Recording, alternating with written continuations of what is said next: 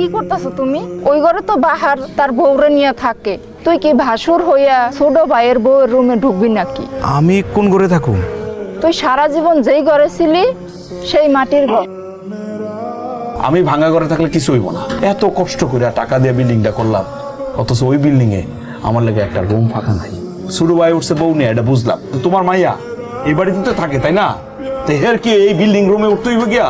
এই ঘরে থাকতে পারতো না দুলাবাড়ি নিয়ে? কিন্তু তার তো একটা মান সম্মান আছে, তারে কিভাবে ভাঙা ঘরে থাকতে দিই?